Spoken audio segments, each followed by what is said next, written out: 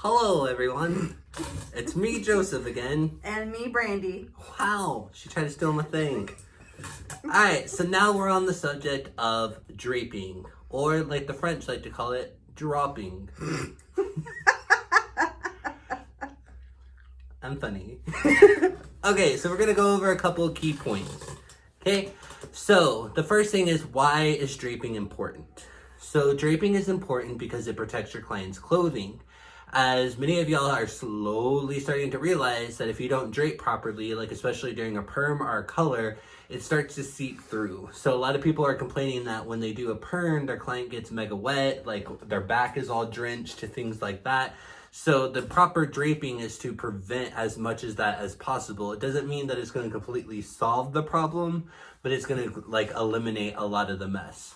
Anything that you want to add to that? No, just be very careful, because if you do ruin their shirt, that is out of your pocket. Yes. So the release form will only cover like things that happen to the body. So for example, if they have an allergic reaction to the bleach, or they get a bleach burn, they get perm solution in their eye, that is what your client release form is for. But if you physically, because due to negligence, do not drape right, and you get color on their shirt, or you get perm solution and it discolors their shirt, that's on you. So make sure that you're draping properly. So there's two types of draping. There's chemical drape, and then there's like other drapes like that fall under the category for like haircuts, blow dries, anything like that that doesn't involve chemicals. So Brandy's going to explain a chemical drape to you. So a chemical drape is, you're going to put one towel first over around the neck, and then your drape, and then one more towel. So it's towel, cape, towel. Cool. So what that initially does is, when you go to put solutions on, I said solutions on, or color, if it happens to run down the neck, or it happens to you get too much product on, it has to initially go through that first layer of towel. It has to go through your plastic cape, and then it has to go through another layer of towel before it even thinks about staining your clothes. So if you happen to really mess somebody's clothing up because of that, you're probably me or Erica, and you got really messy with it.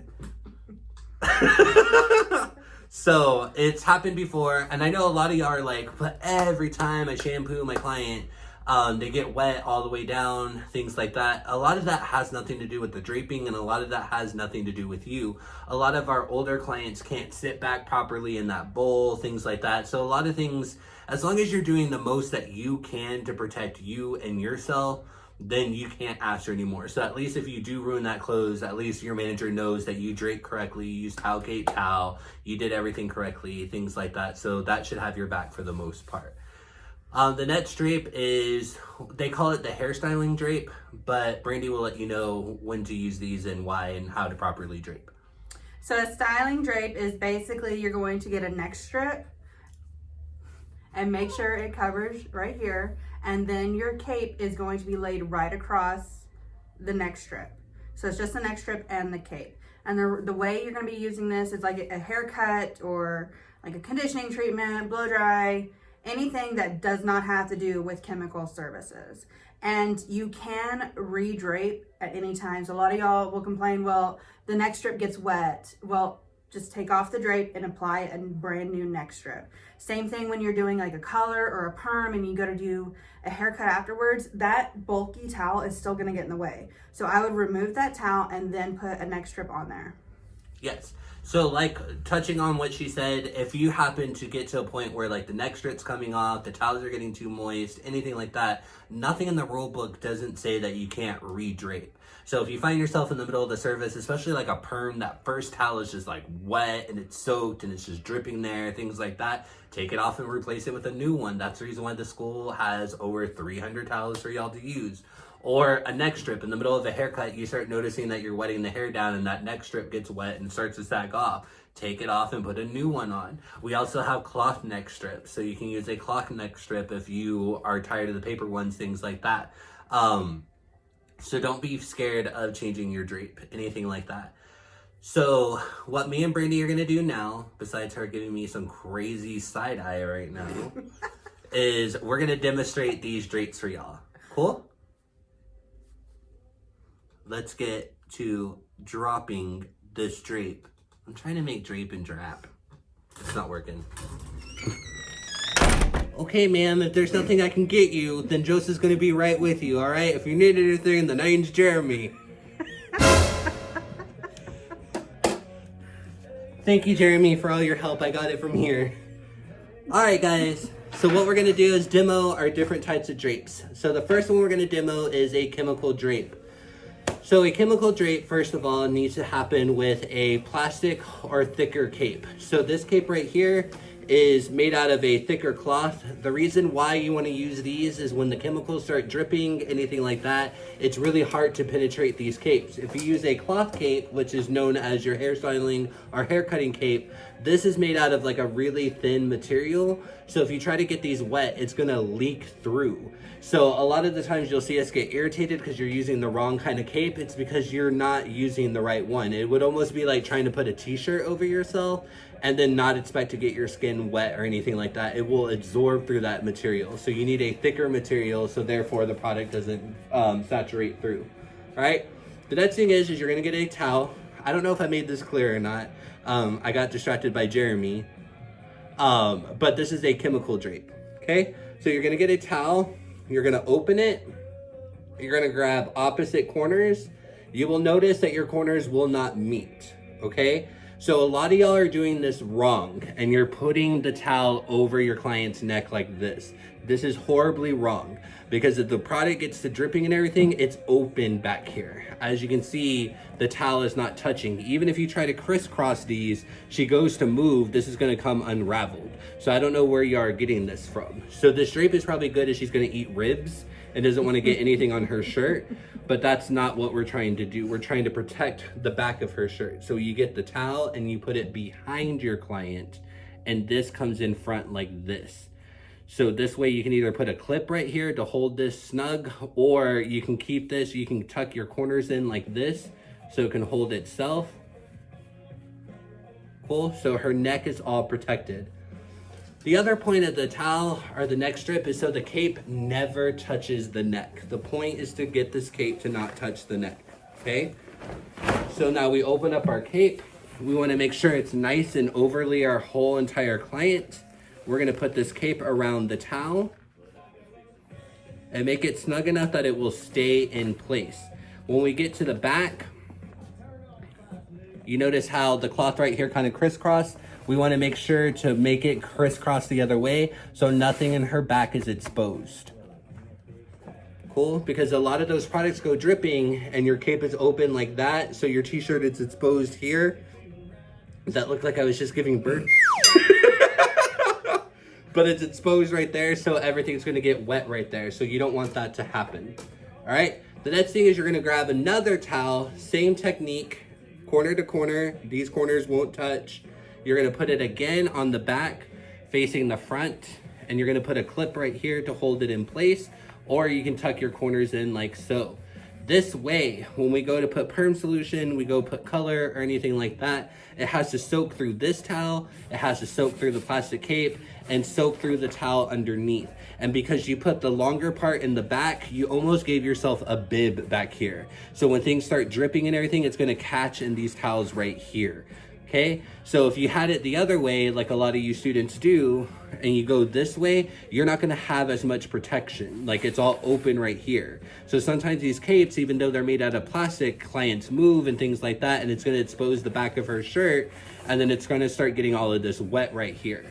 So you want to do the most prevention that you can possible. So I hope y'all understand that a little bit more.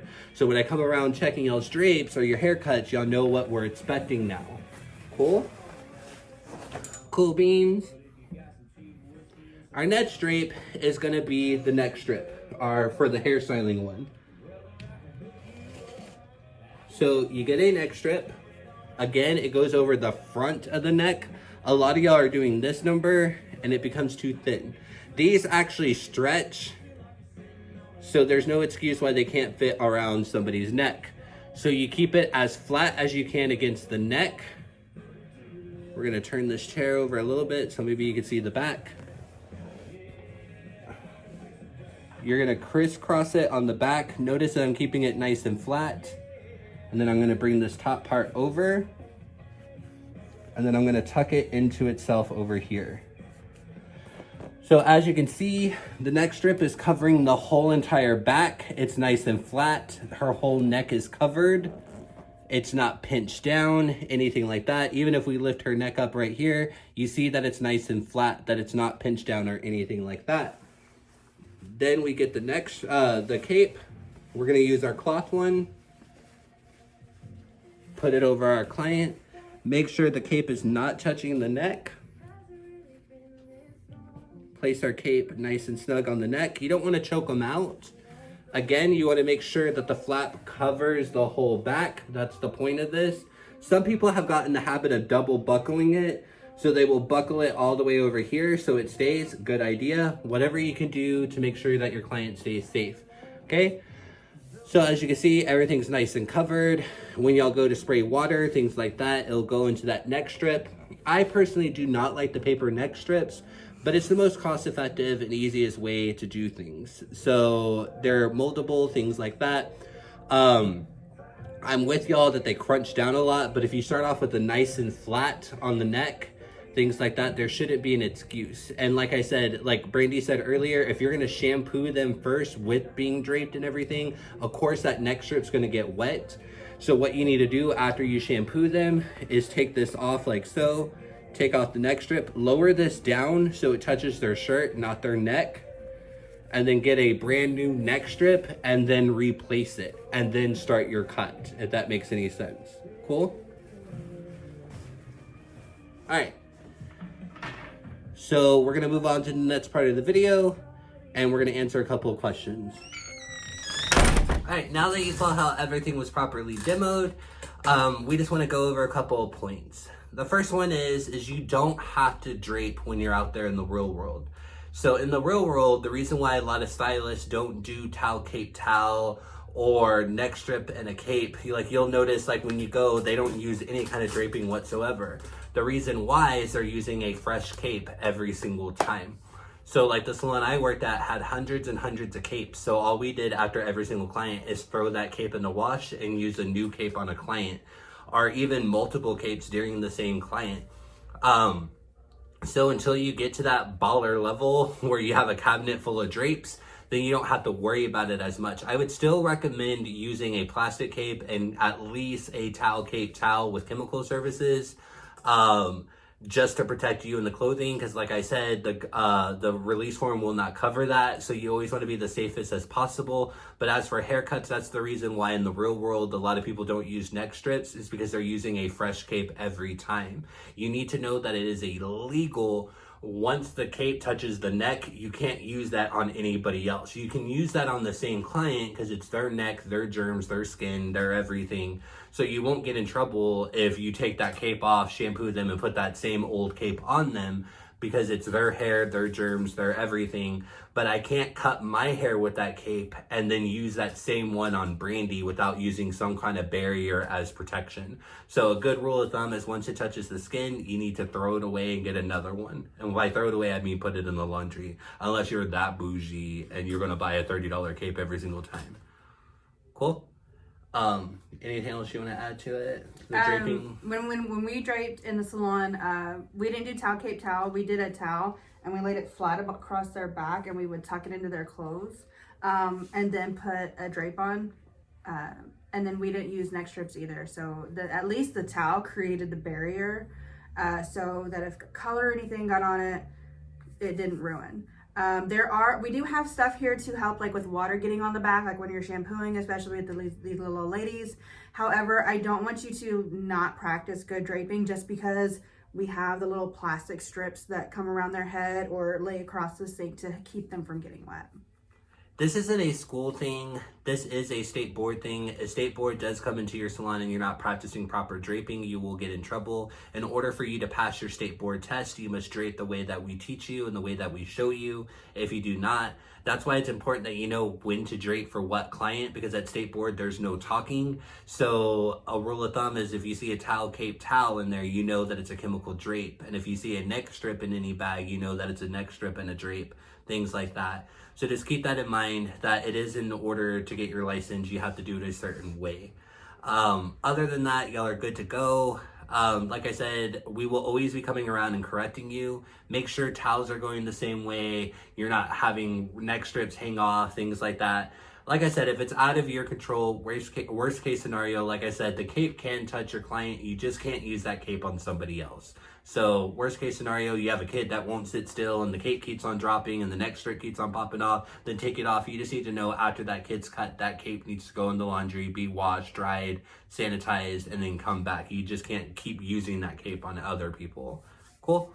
So again, if you ever need any help about this, any clarification, me, Brandy, and Aaron are always on the floor and here to help y'all. Other than that, drape on.